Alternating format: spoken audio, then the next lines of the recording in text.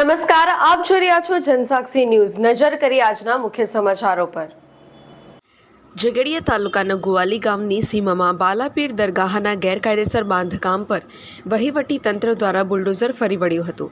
ઝઘડિયા વહીવટી તંત્ર દ્વારા હાથ ધરાયેલી આ કાર્યવાહી દરમિયાન પોલીસનો ચુસ્ત બંદોબસ્ત ગોઠવવામાં આવ્યો હતો અને સમગ્ર ગામને પોલીસ છાવણીમાં ફેરવી દેવામાં આવ્યું હતું। દરગાહ સરકારી ગૌચર જમીન પર ગેરકાયદેસર રીતે ઊભી કરવામાં આવી હોવાનું કલેક્ટર કચેરી ખાતે રજૂઆત કરવામાં આવી હતી।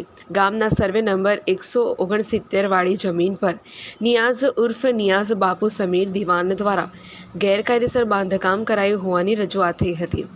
વહીવટી તંત્ર દ્વારા અગાઉ સંબંધિત વ્યક્તિને ગેરકાયદેસર બાંધકામ દૂર કરવા નોટિસ પાઠવવામાં આવી હતી।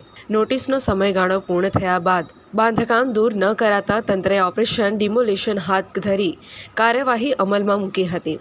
કાર્યવાહી દરમિયાન કોઈ અનિચ્છનીય બનાવ ન બને તે માટે પોલીસનો કડક બંદોબસ્ત ગોઠવાયો હતો। તંત્રએ જણાવ્યું હતું કે સરકારી જમીન પર થયેલા ગેરકાયદેસર બાંધકામ સામે કડક પગલાં લેવામાં આવશે અને આવનારા સમયમાં પણ આવી કાર્યવાહી ચાલુ રહેશે।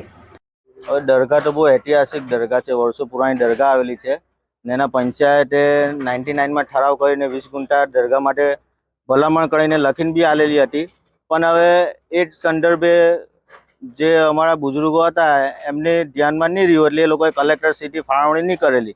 અમને ધ્યાનમાં આવ્યું તો અમે કલેક્ટરશ્રીમાં દરગાહ માટે જે 20 ગુંઠાના સંદર્ભમાં દરગાહ માટે માંગણી બી કરેલી છે, એના માટે જગ્યા બી મૂકેલી છે। ત્યારબાદ આ લોકો કહેતા હતા કે ગૌચર છે, બાજુમાં કબ્રસ્તાન છે ને પંચાયતને એવા ઘણા દાખલા બી છે, એ દાખલાઓ રજૂ કરતા છે કે વર્ષો પુરાણી દરગાહ આવેલી છે ને આ જે રૂમ બાંધેલો એની પરમિશન લીધેલી હતી અમે ને રૂમ માટેની પરમિશનમાં એ લોકો જણાવતા હતા કે 343 કબ્રસ્તાનમાં બાલાપીરની દરગાહ આવેલી છે। પંચાયતને ખુદ બી એવું નહીં હતું કે ગૌચરમાં દરગાહ છે। જે તે સમયમાં પરવાનગી લેવા ગયા ત્યારે તેના તલાટી સરપંચ ને એ લોકો નકશો લઈને મને તે ટાઈમે આ પરવાનગી લેટર લખીને આપેલું હતું કે 343માં દરગાહ છે ને આજે એ લોકો પછી થોડું ટૂંક સમયમાં આ લોબી બદલાયા અને 2 વર્ષથી આ લોકો આ રીતે પંચાયત દરગાહના ખિલાફ ચાલવા માંડી। 2 વર્ષ પછી એ લોકો જે જીબીમાં પૈસા બી ભરેલા છે, જે લીગલી જ ચાલતા છે, અમે લોકો તો જીબીમાં 51,048 રૂપિયા લાઇટ માટે બી ભરેલા છે, તે બી એ લોકોએ અટકાવી ને કહેતા છે કે ગૌચરમાં છે। અમે એ બી કંઈ કીધું નહીં, પણ અમને એ લોકોને ભલામણ કરી કે થોડો સમય મર્યાદા હોય, આ લોકોએ જમીનની મામણી ના થાય ત્યાં લગીને બાંધકામ કરશો નહીં। તમે કોઈ બાંધકામ કર્યું બી નથી ને બાંધકામ અટકાવેલું બી છે।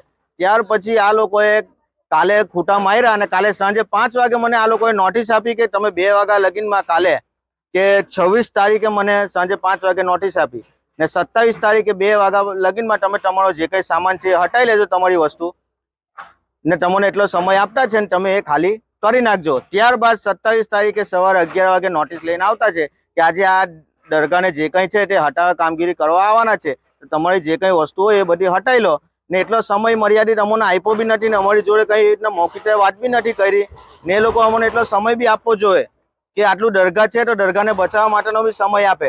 લાપરવાહ ટ્રસ્ટીઓના કારણે આજે દરગાહની અંદર લાપરવાહી થઈ છે। ટ્રસ્ટીઓ કોઈ ધ્યાન દોરતા જ નથી ને ટ્રસ્ટીઓનું ધ્યાન કંઈ છે નથી। આ દરગાહ પછાડી ખાલી અનગનખાની બોર્ડ એમને મારી દીધેલું છે કે પૈસા એમને ઉઘરાવવા છે, પૈસા ઉઘરાણી કરેલું જે બોર્ડ મારેલું છે એ ત્યાં રજૂ કરેલું છે, પૈસાની ઉઘરાવવા માટે જ ટ્રસ્ટ છે ને ખરેખર તો 99માં જે ટ્રસ્ટ ચડી બેઠા એ લોકો ખરેખર ગૌચરમાં હોય। અમે તો ખાદિમ છે દરગાહના, અમે તો દરગાહની ખિદમત કરવા વાળા વ્યક્તિ છે।